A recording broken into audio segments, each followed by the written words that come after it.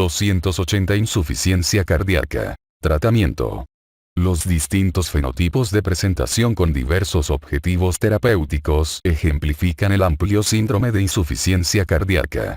Este rango de insuficiencia cardíaca crónica va desde aquella con disminución de la fracción de expulsión, HFrF, reduced ejection fraction, o la insuficiencia cardíaca con conservación de la fracción de expulsión, HFpEF, heart failure with preserved ejection fraction, la insuficiencia cardíaca descompensada aguda, ADHF, acute decompensated heart failure, y la insuficiencia cardíaca avanzada.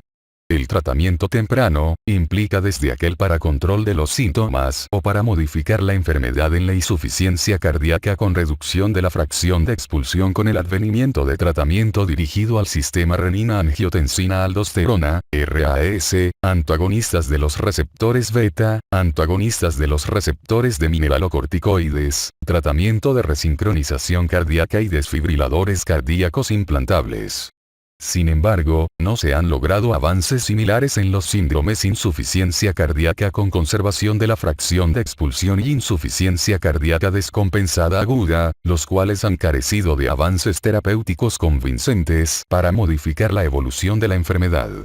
En la insuficiencia cardíaca avanzada, en una etapa de la enfermedad que típicamente se encuentra en la insuficiencia cardíaca con reducción de la fracción de expulsión, el paciente permanece sintomático con resistencia al tratamiento o incapacidad para tolerar dosis plenas de antagonistas neurohormonales, lo que a menudo requiere incrementar la dosis de diurético con hiponatremia persistente e insuficiencia renal con episodios frecuentes de descompensación de la insuficiencia cardíaca que requieren hospitalización recurrentes.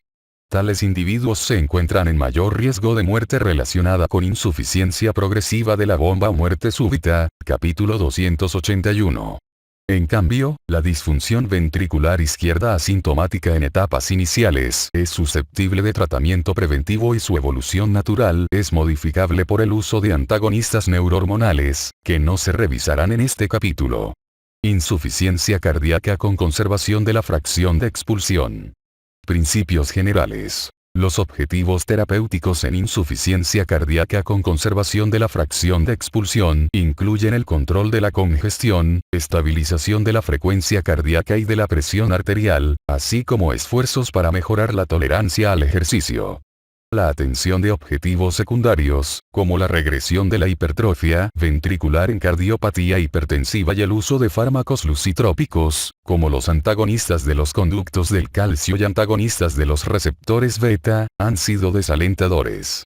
La experiencia ha demostrado que reducir la presión arterial alivia los síntomas de manera más eficaz que el tratamiento dirigido con fármacos específicos. Estudios clínicos en insuficiencia cardíaca con conservación de la fracción de expulsión. El estudio clínico TH Candesartan in Heart Failure Assessment of Mortality and Morbidity, CHARM, Preserved demostró una reducción estadísticamente significativa en las hospitalizaciones, pero sin diferencia en la mortalidad por todas las causas en pacientes con insuficiencia cardíaca con conservación de la fracción de expulsión que recibieron tratamiento con el antagonista de los receptores de angiotensina, ARB, Angiotensin Receptor Blocker, Candesartan. De la misma forma, el estudio clínico Irbesartan in Heart Failure with Preserved Systolic Function, y PRESERVE, demostró que no existieron diferencias significativas en los puntos de valoración de pacientes tratados con Irbesartan. El análisis inicial de subgrupos del estudio clínico Digitalis Investigation Group, D1G, no encontró utilidad en el uso de digoxina para el tratamiento de insuficiencia cardíaca con conservación de la fracción de expulsión.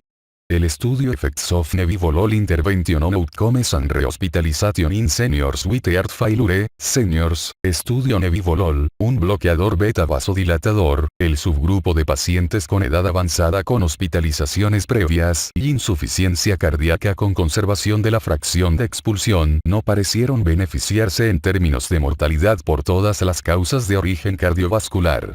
Estudios mucho más pequeños en individuos de edad avanzada con inhibidores de la enzima convertidora de angiotensina, ACI, Angiotensin Converting Enzyme Inhibitor, enalapril, no mostraron efectos sobre el consumo máximo de oxígeno durante el esfuerzo, al caminar por 6 minutos, en la distensibilidad aórtica, en la masa del ventrículo izquierdo con la expresión periférica de neurohormonas. Objetivos terapéuticos novedosos. Un estudio clínico pequeño demostró que el sildenafilo, un inhibidor de la fosfodiesterasa 5, mejoraba las presiones de llenado y la función del ventrículo derecho en un grupo de pacientes con insuficiencia cardíaca con conservación de la fracción de expulsión con hipertensión venosa pulmonar. Tal hallazgo llevó a un estudio clínico de fase 2, fosfodiesterase 5 inhibition to improve clinical status and exercise capacity in diastolic heart failure, relax, en pacientes con insuficiencia cardíaca con conservación de la fracción de expulsión del ventrículo izquierdo LVEF, left ventricular ejection fraction mayor de 50%, con síntomas de clase funcional 2 o 3 de la New York Heart Association, NIHA, quienes recibieron sildenafil en dosis de 20 miligramos cada 8 horas por 3 meses, seguido de 60 miligramos 3 veces al día por otros 3 meses y comparados con individuos que recibieron placebo. No hubo mejoría en la capacidad funcional, en la calidad de vida o en otros parámetros clínicos y secundarios. Se completó el estudio clínico que tenía por objeto valorar la fibrosis miocárdica en individuos con insuficiencia cardíaca con conservación de la fracción de expulsión, en un estudio clínico a gran escala denominado Aldosterone Antagonist Therapy in Adults with Preserved Ejection Fraction Congestive Heart Failure, TOPCAT. Este estudio clínico demostró que no había mejoría en los puntos de valoración primarios compuestos, pero demostró una enseñanza secundaria de beneficio en hospitalizaciones por insuficiencia cardíaca, lo que contrastaba con el incremento en los efectos secundarios, en particular la hiperpotasemia. Sin embargo, empezó a generarse pesimismo por los resultados negativos del estudio clínico Aldosterone Receptor Blockade in Diastolic Heart Failure, ALDO-DHF, donde la espironolactona mejoró los índices ecocardiográficos de disfunción diastólica, pero no mostró mejoría en la capacidad durante el ejercicio, en los síntomas o en mediciones de calidad de vida. Una molécula singular, que representa un híbrido de un ARA2 con un inhibidor de la endopeptidasa, LCZ696, incrementó la producción de monofosfato cíclico de 3,5-guanosina, con aumento en la relajación miocárdica y reducción de la hipertrofia ventricular. Se ha demostrado que este antagonista dual reduce los péptidos natriuréticos circulantes y disminuye el tamaño de la aurícula izquierda en forma más significativa que el valsartán solo en pacientes con insuficiencia cardíaca con conservación de la fracción de expulsión. Información clínica de utilidad. Aunque los esfuerzos para controlar la hipertensión en insuficiencia cardíaca con conservación de la fracción de expulsión son críticos, puede ser beneficiosa la valoración de la corrección de la isquemia subyacente. Debe considerarse fuertemente la identificación y tratamiento apropiados de los trastornos de la respiración durante el sueño. La disminución excesiva en la precarga con vasodilatadores puede ocasionar llenado insuficiente de los ventrículos con hipotensión y síncope subsiguientes. Algunos investigadores han sugerido que la intolerancia al ejercicio en insuficiencia cardíaca con conservación de la fracción de expulsión es una manifestación de insuficiencia cronotrópica y que tales aberraciones deben corregirse con el uso de marcapasos de respuesta a la frecuencia cardíaca, pero esto continúa como una contención que ha sido investigada de manera inadecuada, figura 280.1. Insuficiencia cardíaca descompensada aguda. Principios generales. La insuficiencia cardíaca descompensada aguda es un síndrome clínico heterogéneo que a menudo requiere de hospitalizaciones por la confluencia de anomalías interrelacionadas de disminución del funcionamiento cardíaco, falla renal y alteración en la distensibilidad vascular. La hospitalización con diagnóstico de insuficiencia cardíaca descompensada aguda se asocia con morbilidad y mortalidad excesivas y casi 50% de estos pacientes requiere hospitalización para tratamiento en los 6 meses siguientes e incremento de la mortalidad a corto plazo, 5 a 8% de muertes hospitalarias, y a largo plazo, 20% a un año. Los resultados agregados a largo plazo aún son malos, con una incidencia combinada de muertes de origen cardiovascular, hospitalizaciones por insuficiencia cardíaca, infarto miocárdico, apoplejía o muerte cardíaca súbita que alcanza 50% a los 12 meses después de la hospitalización. El tratamiento de estos pacientes ha sido difícil y principalmente se refiere al control del volumen y la disminución de la resistencia vascular al tiempo que se pone atención a la perfusión de los órganos, circulación coronaria y renal. Un principio básico de tratamiento de estos pacientes es identificar y corregir los factores desencadenantes de la descompensación.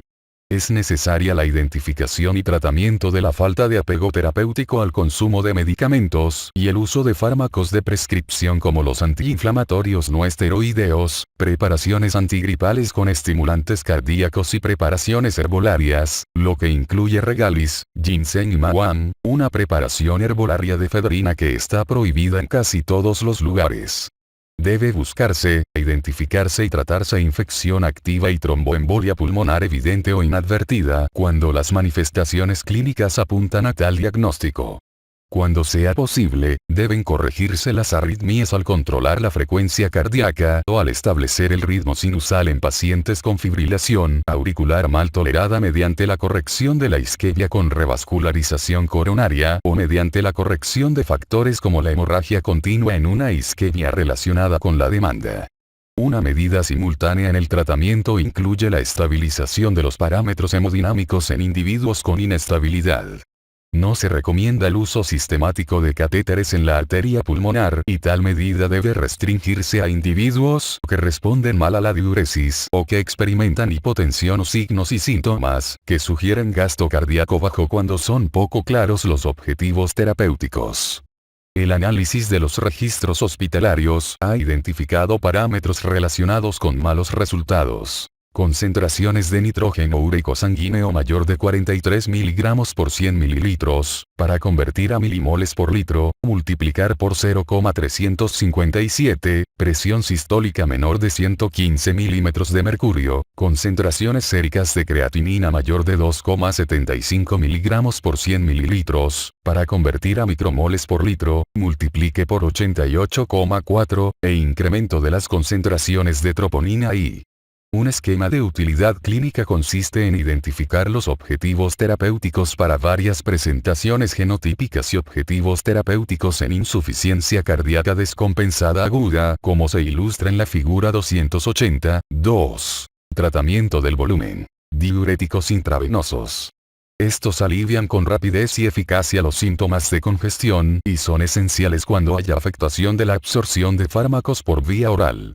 Cuando se necesitan dosis elevadas de diuréticos o cuando el efecto es subóptimo, podría ser necesaria la administración en goteo continuo para reducir los efectos tóxicos y conservar concentraciones séricas estables del fármaco.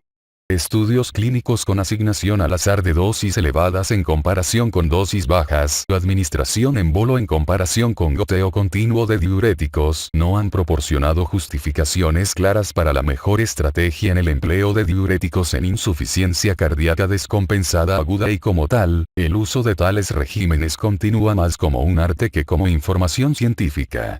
La adición de un diurético tiazídico como la metolazona en combinación proporcionó un efecto sinérgico que a menudo es necesario en pacientes que reciben tratamiento a largo plazo con diuréticos de ASA. Los cambios en el peso a menudo se utilizan como medida para lograr una diuresis adecuada, pero la medición objetiva del estado del volumen puede ser sorprendentemente difícil de interpretar y la pérdida de peso durante la hospitalización no necesariamente se correlaciona con los resultados. En términos generales, es recomendable continuar con la diuresis hasta que se logre la euvolemia. Los datos en la exploración física, en específico la presión en la vena yugular aunada a las tendencias de los biomarcadores, son útiles para la planificación de la alta hospitalaria. Síndrome cardiorrenal. Cada vez se identifica más a menudo como complicación de insuficiencia cardíaca descompensada aguda.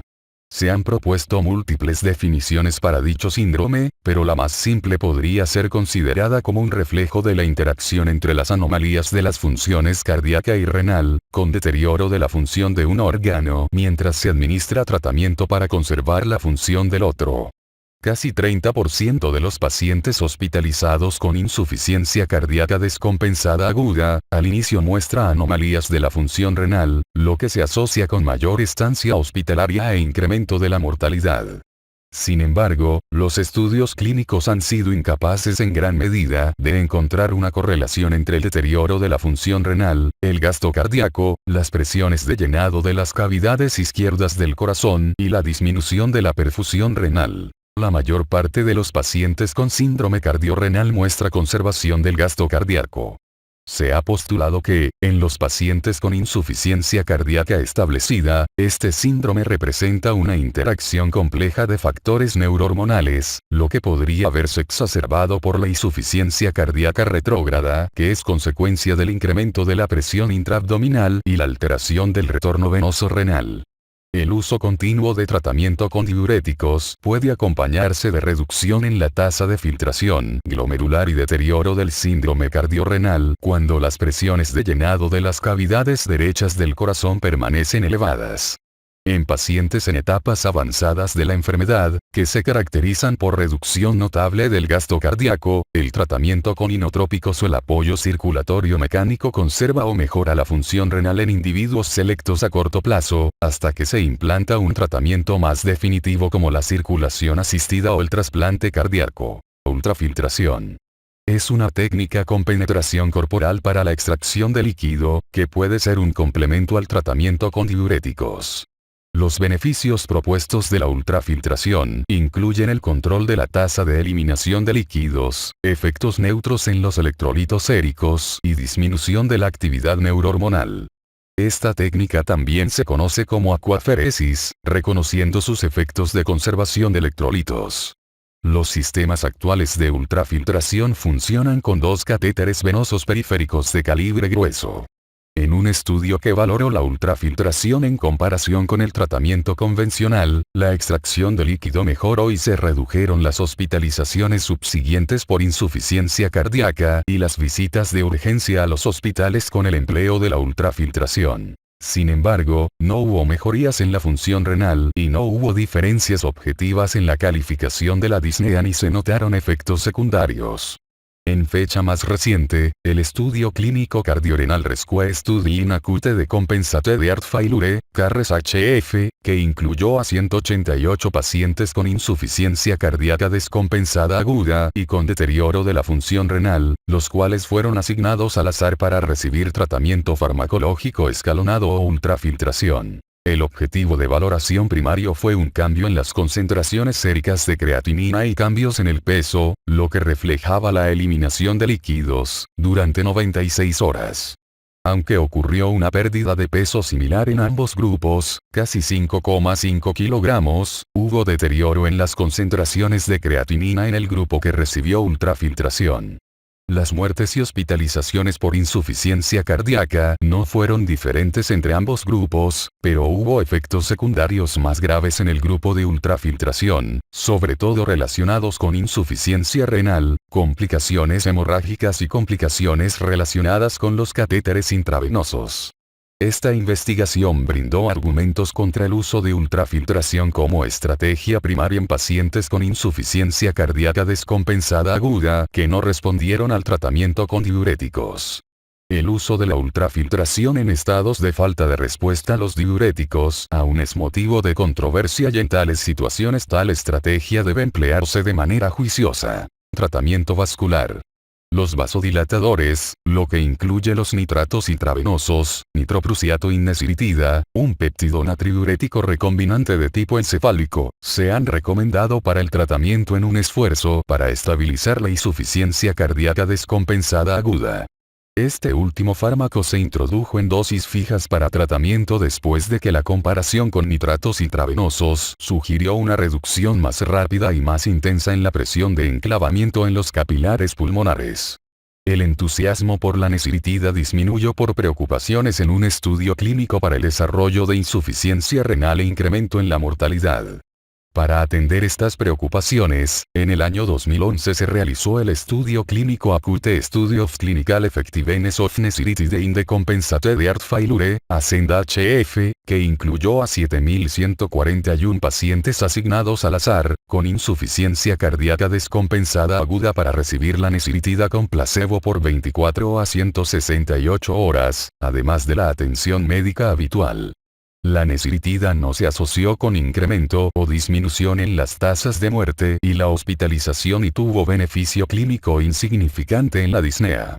No empeoró la función renal, pero se incrementaron las tasas de hipotensión. Aunque el estudio estableció la seguridad de este fármaco, no puede recomendarse su uso sistemático por la falta de eficacia significativa. La relaxina 2 humana recombinante, o serelaxina, es un péptido con regulación ascendente durante el embarazo y que se valoró en pacientes con insuficiencia cardíaca descompensada aguda con presión arterial normal o elevada.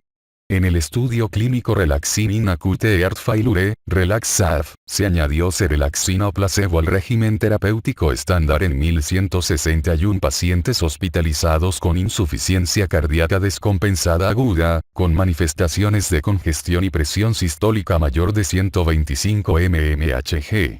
La serelaxina mejoró la disnea, disminuyó los signos y síntomas de congestión y se asoció con menor deterioro matutino de la insuficiencia cardíaca. Los puntos de valoración de los resultados duros a 6 meses sugirieron señales positivas en favor de reducción de la mortalidad. Este fármaco se está estudiando en ensayos clínicos confirmatorios más grandes. Tratamiento con inotrópicos. La afectación de la contractilidad miocárdica a menudo se acompaña de insuficiencia cardíaca descompensada aguda y los fármacos que incrementan la concentración intracelular de monofosfato cíclico de adenosina por vías directas o indirectas, como las aminas simpático-miméticos, dobutamina, y los inhibidores de la fosfodiesterasa 3, milrinona, respectivamente, actúan como fármacos inotrópicos positivos. Su actividad ocasiona incremento del calcio citoplásmico. El tratamiento inotrópico en individuos con estado de bajo gasto incrementa el gasto cardíaco, mejora la perfusión y alivia la congestión aguda. Aunque la milrinona y la dobutamina tienen perfiles hemodinámicos similares, la milrinona actúa con mayor lentitud y se excreta por vía renal y, por tanto, se requieren ajustes de la dosis en casos de falla renal. Como la milrinona actúa después de la unión al receptor adrenérgico beta 1, puede proporcionar ventajas en pacientes que reciben bloqueadores beta cuando son hospitalizados. En los estudios hay un acuerdo universal de que el tratamiento a largo plazo con inotrópicos incrementa la mortalidad. Sin embargo, el uso a corto plazo de fármacos inotrópicos en casos de insuficiencia cardíaca descompensada aguda también se asocia con incremento en las arritmias, hipotensión y ausencia de efectos beneficiosos en los resultados duros. Los fármacos inotrópicos a la fecha están indicados como tratamiento transitorio, ya sea como el dispositivo de apoyo a la función del ventrículo izquierdo por el trasplante, o como paliación selectiva aplicada en la insuficiencia cardíaca en etapa terminal. Se han introducido fármacos inotrópicos novedosos que se apoyan en el concepto de sensibilización de los neurofilamentos al calcio más que del incremento de las concentraciones de calcio intracelular. El levosimendan es un sensibilizador al calcio que proporciona actividad inotrópica, pero también posee propiedades de inhibición de la fosfodiesterasa 3 que tienen acciones vasodilatadoras. Esto hace que dicho fármaco sea inapropiado en estados de bajo gasto en casos de hipotensión. 2 estudios clínicos, Second Randomized Multicenter Evaluation of Intravenous Levosimendan Efficacy, Revive II, y Survival of Patients with Acute Heart Failure in Need of Intravenous Inotropic Support, Survive, valoraron el fármaco en insuficiencia cardíaca descompensada aguda.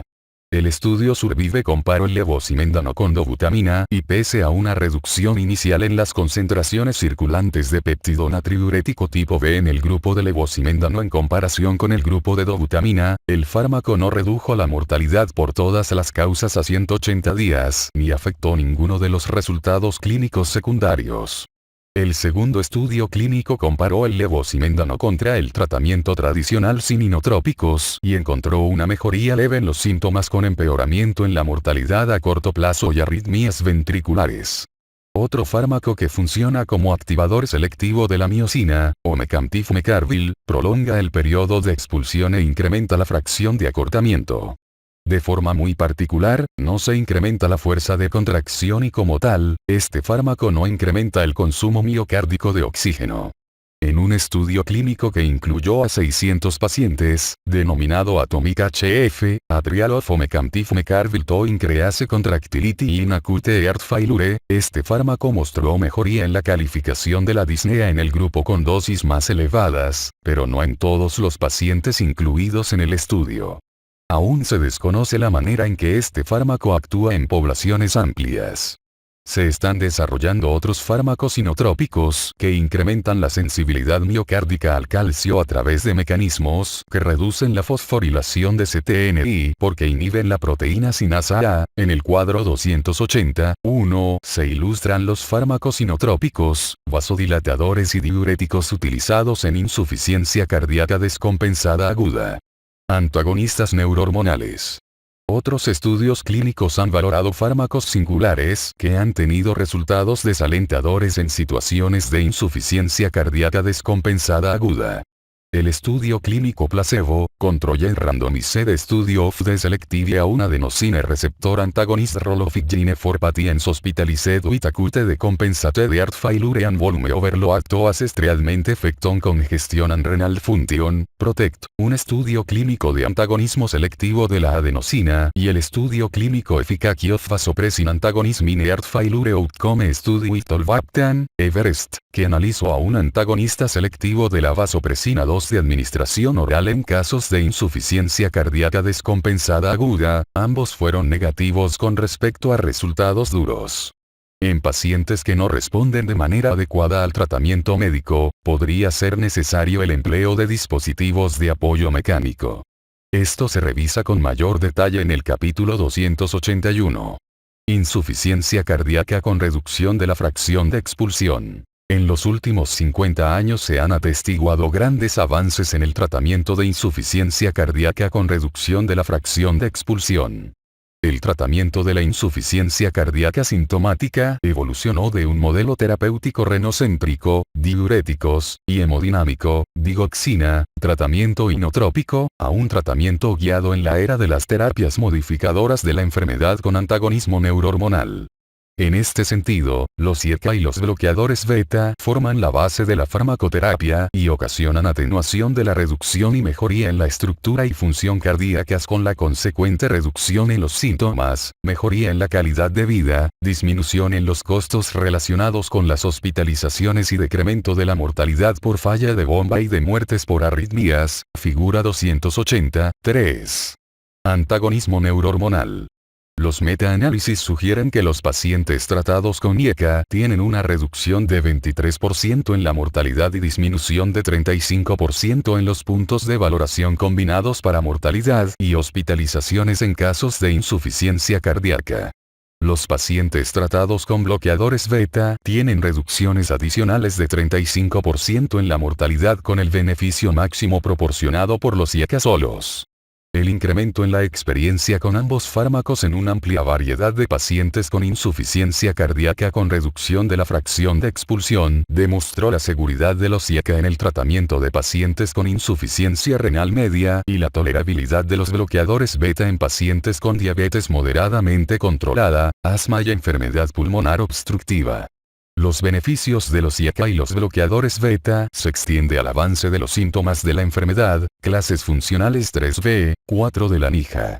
Sin embargo, un número sustancial de pacientes con insuficiencia cardíaca avanzada podría no alcanzar dosis óptimas de inhibidores neurohormonales y podrían requerir reducciones cuidadosas en la exposición a las dosis para conservar la estabilidad clínica. Tales individuos con baja exposición a los IECA y a los bloqueadores beta representan un grupo de alto riesgo con mal pronóstico. Clases de efectos y secuencia de administración. Los IECA ejercen sus efectos beneficiosos como clase en la insuficiencia cardíaca con reducción de la fracción de expulsión. Sin embargo, los efectos beneficiosos de los bloqueadores beta parecen limitarse a fármacos específicos. Los bloqueadores beta con actividad simpático-mimética intrínseca, xamoterol, y otros fármacos, incluido el bucindolol, no han demostrado beneficios en la sobrevida. Con base en las investigaciones, el uso de bloqueadores beta en insuficiencia cardíaca con reducción de la fracción de expulsión debe restringirse al carvedilol, bisoprolol y succinato de metoprolol, fármacos estudiados, de los cuales se ha demostrado que producen beneficios en la sobrevida. El estudio clínico Cardiac Insufficiency Bisoprolol Study, CIBIS, 3 debería responder la pregunta si deben iniciarse primero los bloqueadores beta con los IECA, aunque los resultados no variaron cuando cualquiera de estos fármacos se inició en primer lugar. Así, importa poco qué fármaco se inició primero. Lo importante es si se ajustaron las dosis de manera óptima y si tanto los IECA como los bloqueadores beta se iniciaron de manera oportuna. Dosis y resultados. Un estudio clínico indicó que la dosis más elevada tolerada de IECA logra una mayor reducción en las hospitalizaciones sin mejoría en la sobrevida. Los bloqueadores beta demostraron mejoría dependiente de la dosis en la función cardíaca y disminución en la mortalidad y en las hospitalizaciones. La experiencia clínica sugiere que, en ausencia de síntomas que sugieran hipotensión, fatiga y mareos, el tratamiento farmacológico debe ajustarse al alza cada 2 semanas en pacientes con estabilidad hemodinámica y euvolemia, según sea tolerado. Antagonistas de los mineralocorticoides. El antagonismo de la aldosterona se asocia con reducción en la mortalidad en todas las etapas sintomáticas con clases funcionales 2 a 4 de la NIHA para insuficiencia cardíaca con reducción de la fracción de expulsión. El incremento de las concentraciones de aldosterona en insuficiencia cardíaca con reducción de la fracción de expulsión favorece la retención de sodio, el desequilibrio de electrolitos y la disfunción endotelial y puede contribuir de manera directa a la fibrosis miocárdica. La eplerenona, un fármaco selectivo, valorado en individuos con clase funcional de la NIHA 2 e insuficiencia cardíaca después de infarto miocárdico, y el antagonista no selectivo de la espironolactona, valorado en insuficiencia cardíaca clases 3 y 4 de la NIHA, redujeron la mortalidad y las hospitalizaciones, con disminuciones significativas en la muerte súbita de origen cardíaco, SCD, sudden cardiac death. Son motivo de preocupación la hiperpotasemia y el deterioro de la función renal, en especial en pacientes con nefropatía crónica subyacente, y debe realizarse vigilancia estrecha de la función renal y de las concentraciones séricas de potasio. Tratamiento del sistema renina-angiotensina-aldosterona y escape neurohormonal. En pacientes con insuficiencia cardíaca con reducción de la fracción de expulsión se ha observado escape neurohormonal al encontrar concentraciones circulantes de angiotensina 2 a las cifras que se encontraban antes del tratamiento a largo plazo con IECA. Los ARA2 aplacan este fenómeno al unirse de manera competitiva a los receptores ACT1. Un metaanálisis grande que incluyó 24 estudios clínicos con asignación al azar demostró la superioridad de los ARA2 en comparación con placebo en pacientes con efectos secundarios intolerables con los IECA y que no eran inferiores para la mortalidad por todas las causas u hospitalizaciones cuando se compararon con los IECA. El estudio clínico Valsartan Heart Failure Trial, VALEFT, sugirió que la adición de valsartán en pacientes que ya recibían tratamiento con IECA y bloqueadores beta se acompañó de una tendencia hacia peores resultados. La misma forma, la adición de valsartán al captopril en pacientes con insuficiencia cardíaca después de infarto miocárdico que recibían tratamiento con bloqueadores beta se acompañó de incremento en la incidencia de efectos secundarios sin beneficios adicionales en comparación con la monoterapia para cualquiera de los grupos. Así, la estrategia clínica inicial debe consistir en utilizar una combinación de 2 fármacos en primer lugar, IECA y bloqueadores beta. Si el paciente es intolerante a los bloqueadores beta, entonces IECA y ARA2. Si existe intolerancia a los IECA, entonces ARA2 y bloqueadores beta. En pacientes asintomáticos, clases 2 a 4 de la NIHA, debe considerarse fuertemente el uso de antagonistas de la aldosterona, pero debe evitarse el tratamiento con 4 fármacos. Un estudio clínico reciente denominado Aliskiren Trial on Acute Heart Failure Outcomes, Astronaut, valoró el uso de aliskireno además de otros fármacos para insuficiencia cardíaca, en la semana siguiente al alta de hospitalización por insuficiencia cardíaca con reducción de la fracción de expulsión descompensada. No se observó diferencia significativa en las muertes de causa cardiovascular u hospitalizaciones a los 6 o 12 meses. El aliskireno se asoció con reducción en los péptidos natriuréticos circulantes, pero cualquier efecto modificador de la enfermedad fue superado por los eventos secundarios excesivos, lo que incluye hiperpotasemia, hipotensión y disfunción renal. Vasodilatación arteriovenosa. Se ha demostrado que la combinación de hidralazina y nitratos mejora la sobrevida en individuos con insuficiencia cardíaca con reducción de la fracción de expulsión. La hidralazina reduce la resistencia vascular sistémica e induce vasodilatación arterial al afectar la cinética intracelular del calcio. Los nitratos se transforman en las células de músculo liso en óxido nítrico, el cual estimula la producción de monofosfato cíclico de guanosina con la consecuente vasodilatación arterial y venosa. Esta combinación mejora la sobrevida, pero no en la magnitud demostrada para IECA o ARA2. Sin embargo, en individuos con insuficiencia cardíaca con reducción de la fracción de expulsión incapaces de tolerar el tratamiento basado en renina-angiotensina-aldosterona por causas como la insuficiencia renal o la hiperpotasemia, esta combinación se prefiere como un método modificador de la enfermedad. Un estudio clínico realizado en estadounidenses de raza negra, el African American Heart Failure Trial, AEFT, estudió el uso de dosis fijas de dinitrato de isosorbida con hidralazina en pacientes con síntomas avanzados de insuficiencia cardíaca con reducción de la fracción de expulsión que recibieron un tratamiento de fondo estándar. El estudio demostró beneficios en la sobrevida y la recurrencia de hospitalizaciones en el grupo de tratamiento.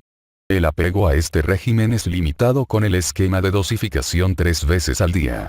En el cuadro 280.2 se enumeran los regímenes neurohormonales y vasodilatadores comunes para insuficiencia cardíaca con reducción de la fracción de expulsión. Modificación de la frecuencia cardíaca. La ivabradina es un inhibidor de la corriente IF en el nódulo sinoauricular, que reduce la frecuencia cardíaca sin efectos inotrópicos negativos. El estudio clínico Systolic Heart Failure Treatment with Ivabradine Compared with Placebo Trial, SHIFT, se realizó en pacientes con insuficiencia cardíaca con reducción de la fracción de expulsión de clase funcional 2 o 3, frecuencia cardíaca mayor de 70 latidos por minuto y antecedentes de hospitalizaciones por insuficiencia cardíaca durante el año previo. La ivabradina redujo las hospitalizaciones y los puntos de valoración combinados de muerte por causas cardiovasculares de hospitalización por insuficiencia cardíaca. La población estudiada no fue necesariamente representativa de los pacientes estadounidenses con insuficiencia cardíaca con reducción de la fracción de expulsión porque, con unas cuantas excepciones, la mayor parte de ellos no recibió tratamiento con desfibrilador cardioversor interno o tratamiento de resincronización cardíaca y 40% de ellos no recibió antagonistas de receptores de mineralocorticoides. Aunque 90% recibió bloqueadores beta, solo 25% de los pacientes recibió dosis plenas. Permanece en duda si este fármaco, que hoy en día se encuentra disponible fuera de Estados Unidos, tendría efectos beneficiosos en pacientes que reciben un tratamiento recomendado por las guías clínicas para insuficiencia cardíaca. En el año 2012, las guías publicadas por la European Society of Cardiology para el tratamiento de la insuficiencia cardíaca sugirieron el empleo de ivabradina como tratamiento de segunda línea después de la digoxina en pacientes que permanecían sintomáticos después del tratamiento basado en las guías de práctica clínica, con IECA, bloqueadores beta y antagonistas de los receptores de mineralocorticoides y con frecuencia cardíaca mayor de 70 LPM. Otro grupo en el cual podrían esperarse beneficios potenciales incluye aquellos incapaces de tolerar la administración de bloqueadores beta. Digoxina. Los digitálicos son glucósidos que ejercen efectos inotrópicos leves, atenúan la actividad de los vasoreceptores del seno carotídeo e inhiben el sistema nervioso simpático. Tales efectos disminuyen las concentraciones de norepinefrina, las concentraciones de renina plasmática y tal vez las concentraciones de aldosterona. El estudio clínico DIG demostró una reducción en las hospitalizaciones por insuficiencia cardíaca en el grupo de tratamiento, pero sin reducciones en la mortalidad ni mejoría en la calidad de vida. El tratamiento con digoxina ocasionó una tasa más elevada de mortalidad en mujeres que en varones. Además, los efectos de la digoxina para reducir las hospitalizaciones fueron menores en mujeres que en varones. Cabe hacer notar que dosis bajas de digoxina son suficientes para producir resultados potencialmente beneficiosos y dosis más altas afectan el índice de seguridad terapéutica. Aunque deben verificarse las concentraciones de digoxina para reducir los efectos tóxicos y aunque las reducciones de las dosis están indicadas para concentraciones elevadas, no se realizan ajustes para las bajas concentraciones. En términos generales, la digoxina hoy en día se ha relegado como tratamiento para pacientes que persisten con síntomas graves pese al antagonismo neurohormonal óptimo y un adecuado control del volumen. Diuréticos orales. La activación neurohormonal ocasiona una retención intensa de sal y agua. A menudo se requieren diuréticos de asa por su mayor potencia y podrían ser necesarios ajustes frecuentes en la dosis por las variaciones en la absorción oral y fluctuaciones en la función renal. Los datos clínicos que confirman su eficacia son limitados y no hay datos que sugieran que estos fármacos mejoren la sobrevida. Así, los diuréticos deben utilizarse de manera ideal en esquemas de dosificación ajustados a cada paciente para evitar la exposición excesiva. Los diuréticos son esenciales desde el inicio para lograr el control del volumen antes de que sea probable que se tolere tratamiento neurohormonal o bien, que se realice el ajuste de las dosis. Antagonistas de los conductos del calcio. El amlodipino y felodipino son antagonistas de los conductos del calcio de segunda generación que reducen la presión arterial de manera eficaz y segura en pacientes con insuficiencia cardíaca con reducción de la fracción de expulsión, pero que no afectan la morbilidad, mortalidad o calidad de vida. Los fármacos de primera generación, que incluyen el verapamilo y diltiazem, pueden ejercer efectos inotrópicos negativos y desestabilizar a pacientes previamente asintomáticos. Debe desalentarse su uso. Antagonismo neurohormonal con fármacos novedosos. Pese a la abundancia de datos clínicos y en animales que demuestran los efectos nocivos de las vías neurohormonales activadas más allá del sistema renina-angiotensina-aldosterona y del sistema nervioso simpático, el dirigir los esfuerzos terapéuticos a tales vías con antagonismo gradualmente más intenso ha carecido de éxito en gran medida. Como ejemplo, el bosentano es un antagonista de la endotelina que se asocia con deterioro de la insuficiencia cardíaca en insuficiencia cardíaca con reducción de la fracción de expulsión, pese a demostrar beneficios en la insuficiencia cardíaca de cavidades derechas por hipertensión arterial pulmonar. De la misma forma, la moxonidina, un fármaco simpaticolítico de acción central empeora los resultados en la insuficiencia cardíaca izquierda. El fármaco combinado mapatrilat combina un IACA con un inhibidor neutral de la endopeptidasa y este fármaco fue valorado en el estudio clínico mapatrilat versus enalapril randomized trial of utility in reducing events, Overture. Dicho fármaco no influyó de manera favorable en la medición de los resultados primarios del riesgo combinado de muerte u hospitalizaciones por insuficiencia cardíaca que requirió tratamiento intravenoso. El riesgo de angioedema fue notablemente más elevado con omapatrilat que con los IACA solos.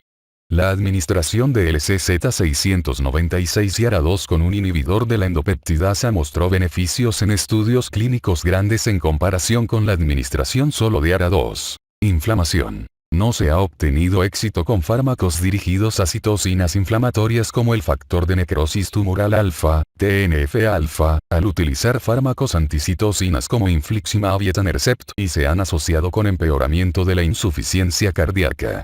En el estudio clínico grande Advanced Chronic Heart Failure Clinical Assessment of Immune Modulation Therapy, ACLAIM-HF, que incluyó a 2.426 pacientes con insuficiencia cardíaca con reducción de la fracción de expulsión con síntomas de clases funcionales 2 a 4 de la NIJA se valoró la inmunomodulación inespecífica. La exposición ex vivo de una muestra de sangre a la tensión oxidativa controlada inicia apoptosis de los leucocitos poco después de la inyección intramuscular en la región de la nalga en una muestra de individuos tratados. La respuesta fisiológica a las células apoptóticas ocasiona reducción de la producción de citocinas inflamatorias y regulación ascendente de las citocinas antiinflamatorias.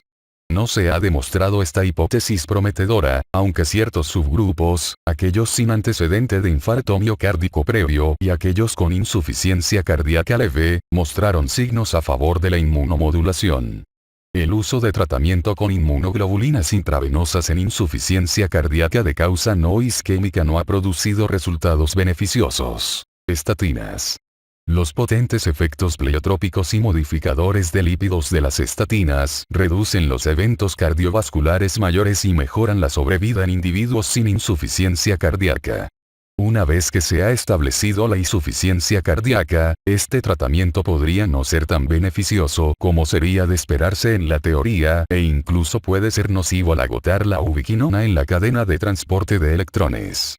Dos estudios clínicos, el Controller Rosuvastatin Multinational Trial in Heart Failure, Corona, y el grupo italiano Perlo Studio della Sopravvivenza nella Insufficienza Cardiaca, AGICHF, valoraron el uso de dosis bajas de rosuvastatina en pacientes con insuficiencia cardíaca con reducción de la fracción de expulsión y demostraron que no había mejoría en los resultados clínicos agregados.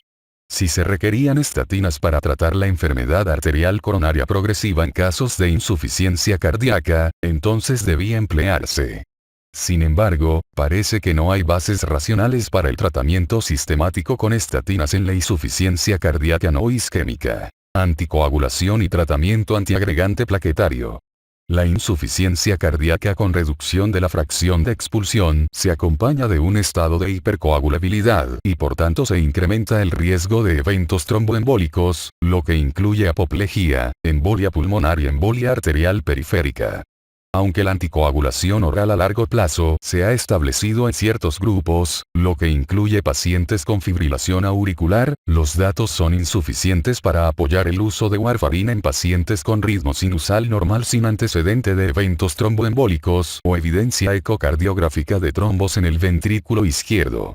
En el estudio clínico grande Warfarin vs Aspirin in Reduced Cardiac Ejection Fraction, WARCEF, 2.305 pacientes con insuficiencia cardíaca con reducción de la fracción de expulsión fueron asignados al azar para recibir ácido acetil salicílico en dosis plenas o warfarina controlada con el índice internacional normalizado y con vigilancia por 6 años.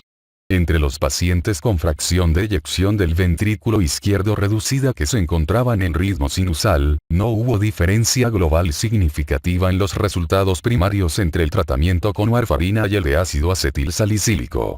La reducción en el riesgo de apoplejía isquémica con warfarina fue superada por el incremento en el riesgo de hemorragia mayor. El ácido acetil salicílico disminuye la síntesis de prostaglandinas mediada por IECA, pero la importancia clínica de este dato permanece incierta. Las guías clínicas actuales apoyan el uso de ácido acetil salicílico en pacientes con miocardiopatía isquémica. Aceite de pescado. El tratamiento con ácidos grasos poliinsaturados, omega 3 de cadena larga, PUFA-3, ha demostrado relacionarse con mejoría leve en los resultados clínicos en pacientes con insuficiencia cardíaca con reducción de la fracción de expulsión. Esta observación obtenida del estudio clínico GICHF se extendió a las mediciones de los ácidos grasos poliinsaturados, omega 3 de cadena larga en los fosfolípidos plasmáticos en cifras basales y después de 3 meses. Se administró tratamiento por 3 meses con ácidos grasos poliinsaturados, omega 3 de cadena larga enriquecidos con ácido eicosapentaenoico, EPA, y ácido docosahexaenoico, DHA. Las bajas concentraciones de ácido eicosapentaenoico tuvieron relación inversamente proporcional con la mortalidad total en pacientes con insuficiencia cardíaca con reducción de la fracción de expulsión. Micronutrientes. Evidencia creciente sugiere una asociación entre la insuficiencia cardíaca y el estado de los micronutrientes. Se ha descrito insuficiencia cardíaca reversible como consecuencia de deficiencias graves de tiamina y selenio. La deficiencia de tiamina ha recibido atención en la insuficiencia cardíaca por el hecho de que la desnutrición y los diuréticos son los principales factores para la pérdida de tiamina. Pequeños estudios clínicos sugieren los beneficios de la complementación con tiamina en individuos con insuficiencia cardíaca con reducción de la fracción de expulsión, con evidencia de mejoría de la función cardíaca. Este resultado se encuentra restringido a los estados de insuficiencia cardíaca crónica y no parece ser beneficioso en el fenotipo de insuficiencia cardíaca descompensada aguda. Por la naturaleza preliminar de estos datos, no pueden establecerse recomendaciones para la complementación sistemática o medición en busca de deficiencia de tiamina. Apoyo con contrapulsación externa, ECP. El tratamiento periférico en las extremidades inferiores, utilizando dispositivos de compresión neumática externa graduada con presiones elevadas, se administra en sesiones de 1 hora por 35 tratamientos, 7 semanas, y se ha propuesto para reducir los síntomas de angina y prolongar el tiempo de isquemia inducida por ejercicio en pacientes con arteriopatía coronaria. El estudio clínico Prospective Evaluation of Enhanced External Counterpulsation in Congestive Heart Failure, PH, valoró los beneficios del apoyo con contrapulsación externa en el tratamiento de pacientes con insuficiencia cardíaca leve a moderada. Este estudio clínico con asignación al azar mejoró la tolerancia al ejercicio, la calidad de vida y la clasificación funcional de la NIHA, pero sin incremento acompañante en el consumo máximo de oxígeno. No puede descartarse el efecto placebo por la naturaleza de esta intervención. Ejercicio. El estudio clínico Heart Failure. A Controjectrial Investigating Outcomes of Exercise Training, HF Action, investigó los efectos a corto plazo, 3 meses, y a largo plazo, 12 meses, de un programa de ejercicios supervisado en pacientes con insuficiencia cardíaca con reducción de la fracción de expulsión moderada. El ejercicio fue seguro y mejoró el sentido de bienestar del paciente, además de correlacionarse con una tendencia a la reducción de la mortalidad. Los cambios máximos con una caminata por 6 minutos fueron evidentes a los 3 meses con mejoría significativa en el tiempo de ejercicio cardiopulmonar y el consumo máximo de oxígeno, los cuales persistieron a los 12 meses. Por tanto, se recomienda un programa de ejercicios como tratamiento auxiliar en pacientes con insuficiencia cardíaca. Tratamiento de enfermedades asociadas selectas. Los trastornos de la respiración durante el sueño son comunes en casos de insuficiencia cardíaca y en particular en la insuficiencia cardíaca con reducción de la fracción de expulsión. Se ha observado una amplia variedad de presentaciones ejemplificadas por la apnea obstructiva del sueño, apnea central del sueño y una forma extrema de respiración de Cheyne-Stokes. Periodos frecuentes de hipoxia y microestimulaciones o macroestimulaciones desencadenan descargas adrenérgicas, que pueden empeorar la hipertensión y alterar la función sistólica y diastólica.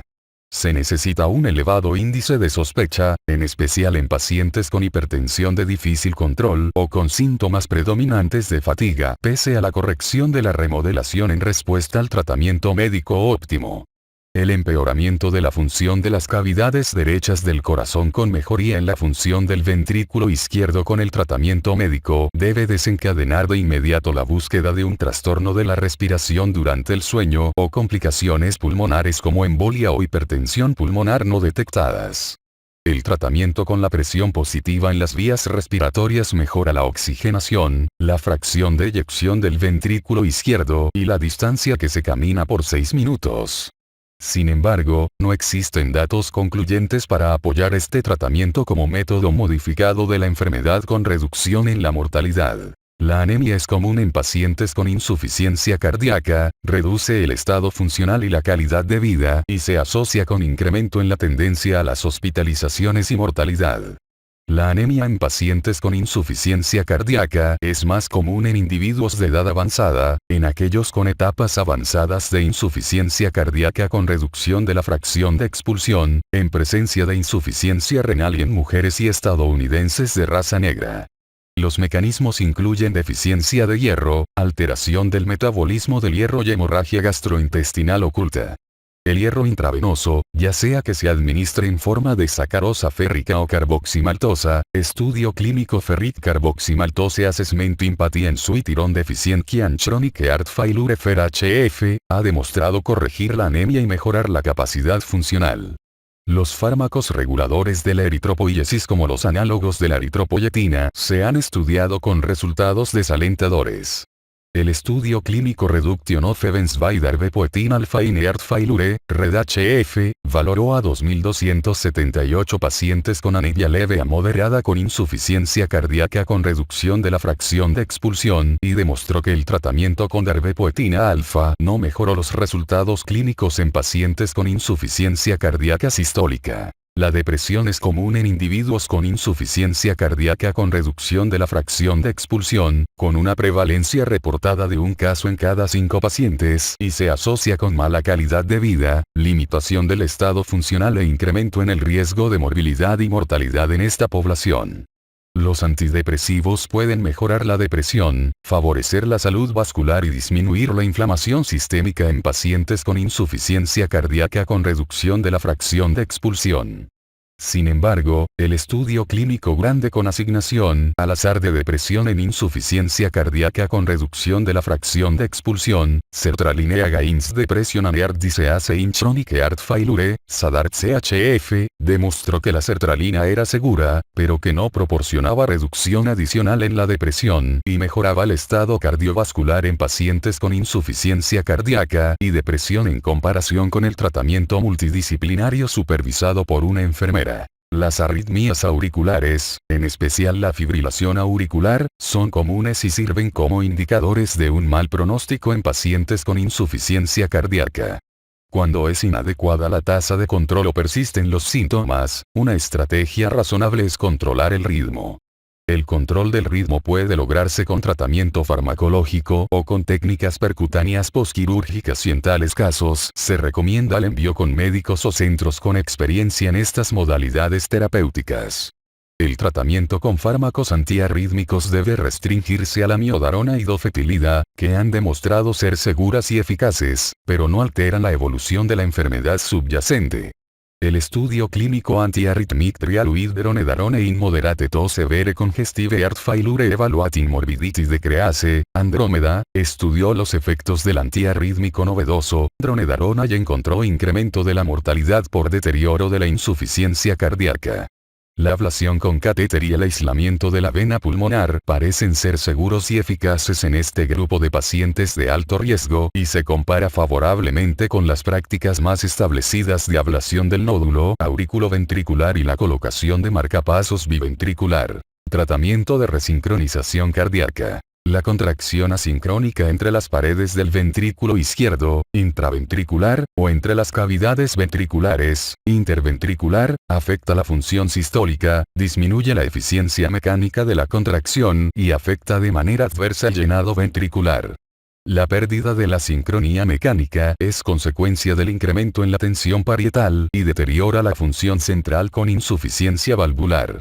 La asociación aislada más importante de la extensión de la pérdida de la sincronía es el ensanchamiento del intervalo QRS en el electrocardiograma, EEG, de superficie, en particular en presencia de bloqueo de rama izquierda de las DIS. Con la colocación de un marcapasos a través del seno coronario a la pared lateral del ventrículo, el tratamiento de resincronización cardíaca, CRT, permite una contracción ventricular más sincrónica al alinear el tiempo de activación de la pared opuesta.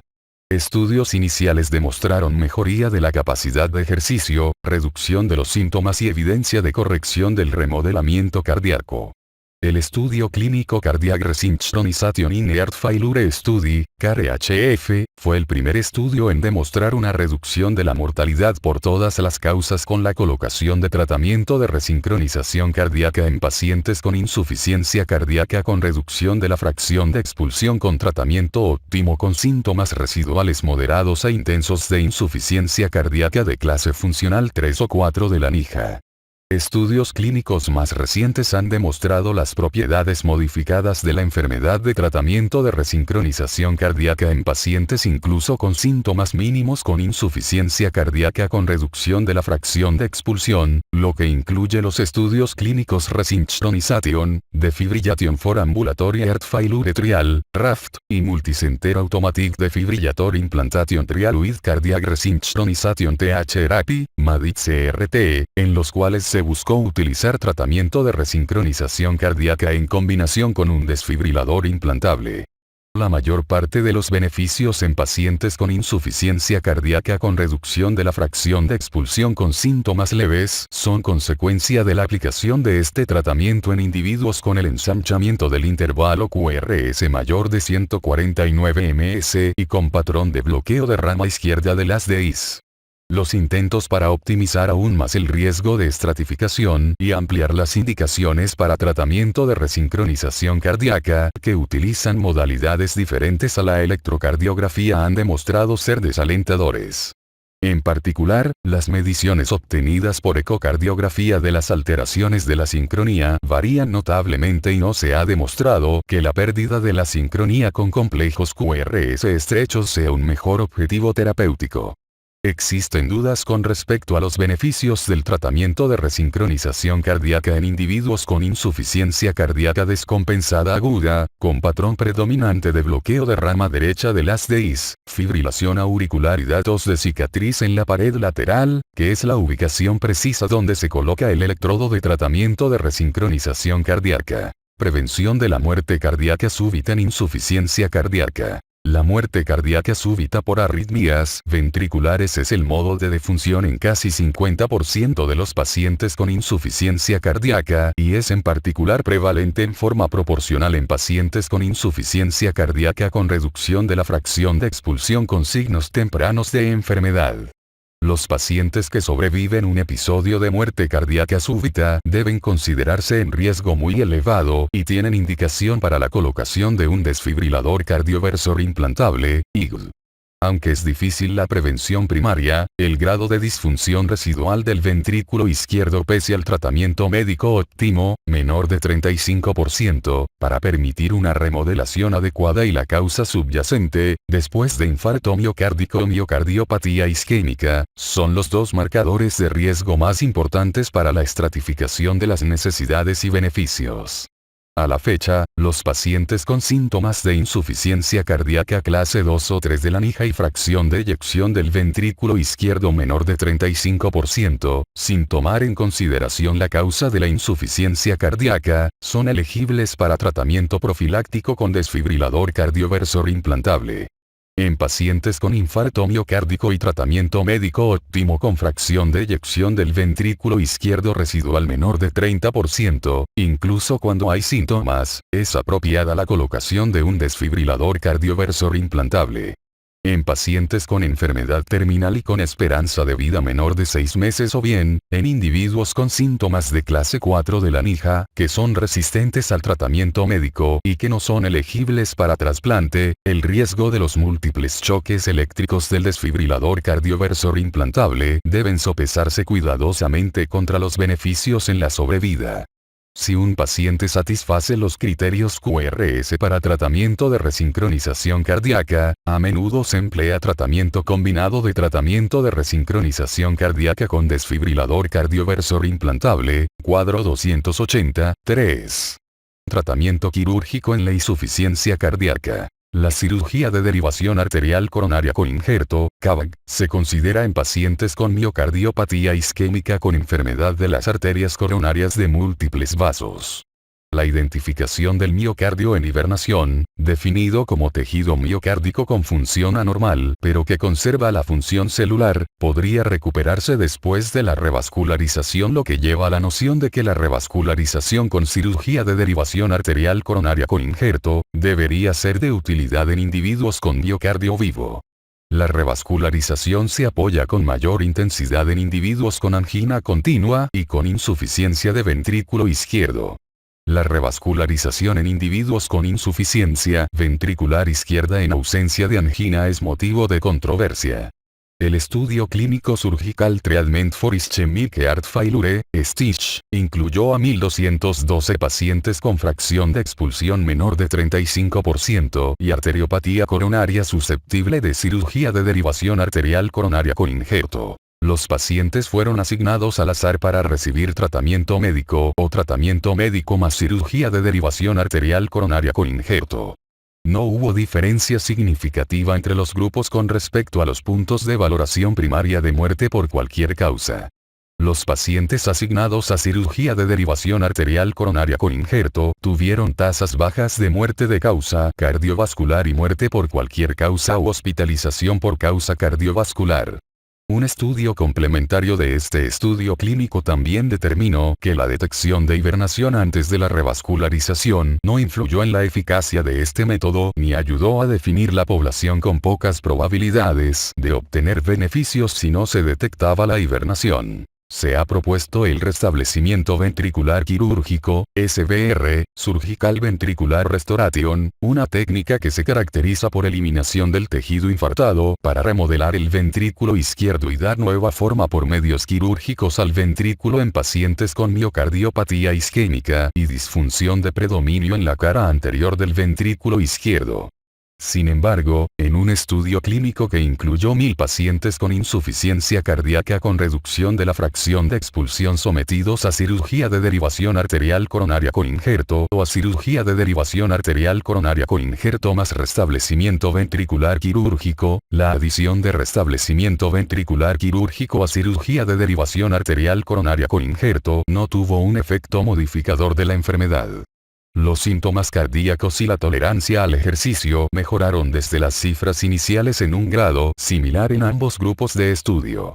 El restablecimiento ventricular quirúrgico causó menores volúmenes del ventrículo izquierdo a 4 meses después de la operación. Sin embargo, aún se recomendó la cirugía de aneurisma ventricular izquierdo en individuos con insuficiencia cardíaca resistente al tratamiento, arritmias ventriculares o tromboembolia ocasionada por un segmento aneurismático asinético del ventrículo. Otros procedimientos de remodelación, como aquellos que utilizan un dispositivo externo similar a una malla alrededor del corazón para limitar su crecimiento adicional, no han demostrado proporcionar beneficios clínicos duros, aunque se ha observado una remodelación cardíaca favorable. Ocurre insuficiencia mitral, MR, mitral regurgitation, en grados variables en pacientes con insuficiencia cardíaca con reducción de la fracción de expulsión y dilatación ventricular.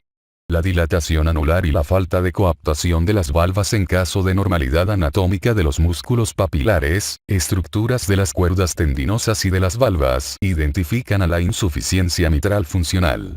En pacientes que no son elegibles para revascularización coronaria quirúrgica, la reparación valvular permanece como motivo de controversia. La insuficiencia mitral isquémica, o insuficiencia mitral relacionada con infarto, típicamente se asocia con fijación de las valvas y desplazamiento con respecto al movimiento anormal de la pared ventricular izquierda y su geometría. No hay datos que apoyen el uso de corrección valvular percutánea o quirúrgica cuando existe insuficiencia mitral funcional, como tratamiento modificador de la enfermedad, incluso aunque puede corregirse la insuficiencia mitral. Tratamiento celular y genoterapia. El miocardiocito ya no se considera una célula con diferenciación terminal y posee capacidad de regeneración. La renovación se ve acelerada bajo condiciones de tensión fisiológica y lesiones, como un evento isquémico o insuficiencia cardíaca. Las investigaciones que utilizaron células precursoras derivadas de la médula ósea o células derivadas de corazón autólogo han ganado aceptación. Varios estudios clínicos pequeños y de tamaño moderado con tales tratamientos se han dirigido a pacientes después de infarto miocárdico y han utilizado células madre o células progenitoras derivadas de la médula ósea, autólogas. Estos estudios clínicos han tenido resultados variables, en la mayor parte de los casos demostrando mejoría leve en parámetros de estructura cardíaca y remodelación. Sin embargo, son prometedoras las células progenitoras derivadas del corazón. Se han realizado 2 reportes de estudios clínicos preliminares en los que se administraron células a través de un acceso intracoronario. En uno, se cultivaron células autólogas positivas para CX de la aurícula, obtenida de pacientes sometidos a cirugía de derivación arterial coronaria con injerto, las cuales se cultivaron y se administraron. En otro estudio, se utilizaron células derivadas de la cardiosfera, cultivadas a través de muestras de biopsia endomiocárdica. Estos estudios clínicos pequeños demostraron mejoría en la función ventricular izquierda, pero se requiere más trabajo que se acompaña de un éxito clínico terapéutico. La ruta apropiada de administración, la cantidad de las células a aplicar como umbral terapéutico mínimo, la constitución de estas células, un solo origen, mixto, los mecanismos por los cuales se obtienen los beneficios y los aspectos de seguridad a corto y largo plazos aún son aspectos que deben dilucidarse. Los tratamientos dirigidos a aberraciones moleculares utilizando transferencia génica, sobre todo con un vector adenoviral, han surgido en el tratamiento de insuficiencia cardíaca con reducción de la fracción de expulsión. Se han desarrollado varios métodos genéticos, lo que incluye inyección intramiocárdica directa, administración en las arterias o venas coronarias y la inyección al espacio pericárdico. Los objetivos celulares en consideración incluyen receptores adrenérgicos beta 2 y proteínas cíclicas de calcio, como los inhibidores del fosfolámbano. En pacientes con insuficiencia cardíaca con reducción de la fracción de expulsión se observa deficiencia de cerca 2, y es la principal causa de la reincorporación del calcio al retículo sarcoplásmico durante la diástole.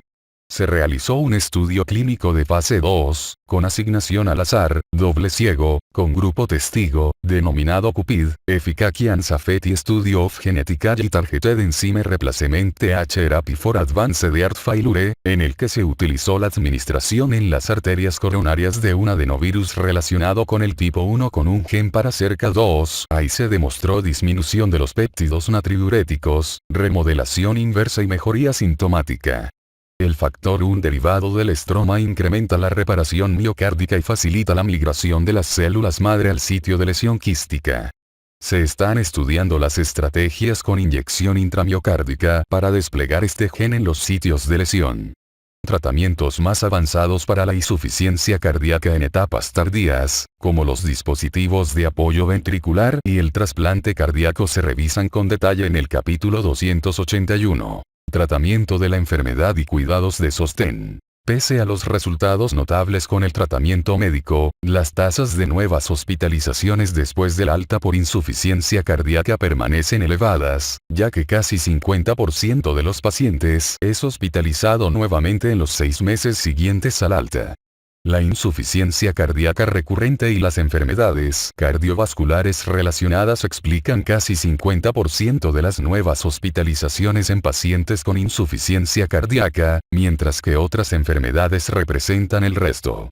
La clave para lograr mejores resultados inicia con atención a los cuidados en la transición durante la hospitalización índice, facilitando el alta a través de un plan de alta amplio, educación del paciente de los cuidadores, uso apropiado de las enfermeras visitantes y planificación de la vigilancia.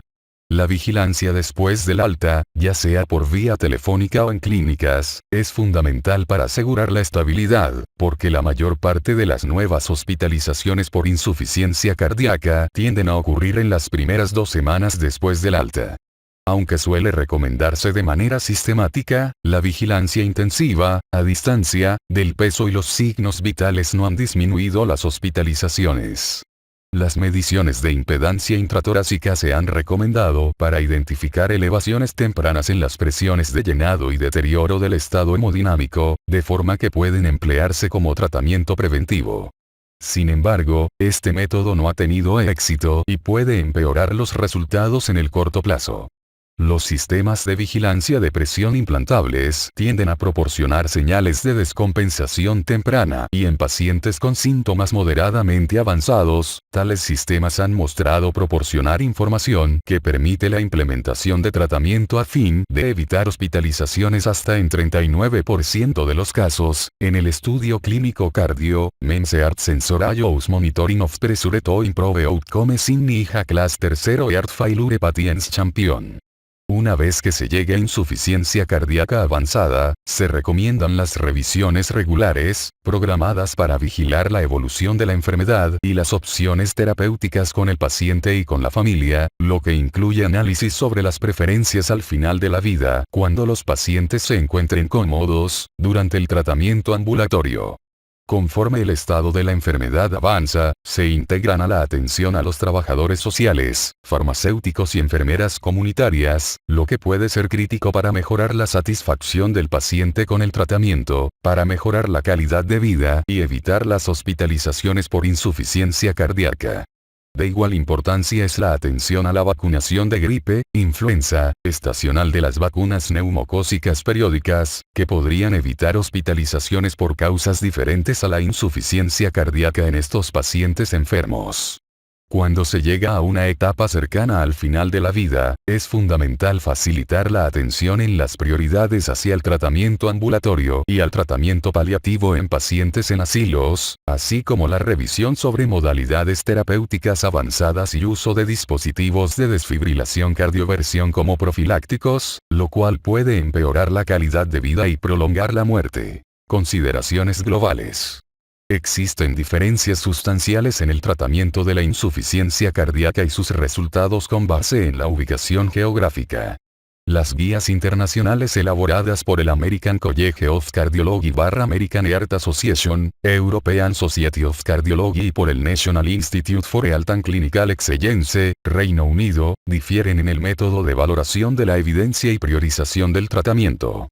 La penetración de tratamiento de resincronización cardíaca y desfibrilador cardioversor implantable es más alta en Estados Unidos que en Europa. En cambio, en Europa se cuenta con tratamientos más disponibles que en Estados Unidos como la ivabradina y el levosimendan, que son útiles en dichas regiones. Aunque los IAC parecen tener una eficacia similar entre las diferentes poblaciones, la variación en los beneficios de los bloqueadores beta con base en la región del mundo es motivo de controversia. Los estudios clínicos de farmacoterapia por vía bucal para insuficiencia cardíaca con reducción de la fracción de expulsión de pacientes de la región suroccidental de Europa tienen menor incidencia de miocardiopatía isquémica, mientras que los estadounidenses tienden a padecer más diabetes y a tener antecedente de revascularización coronaria. Hay variaciones regionales en los medicamentos utilizados, incluso tomando en consideración la indicación. En estudios clínicos de insuficiencia cardíaca descompensada aguda, los pacientes de Europa Oriental tienden a ser más jóvenes, con fracciones de expulsión más elevadas y menores concentraciones de péptido natriurético. Los pacientes de Sudamérica suelen tener tasas más bajas de enfermedades asociadas, revascularización y uso de dispositivos.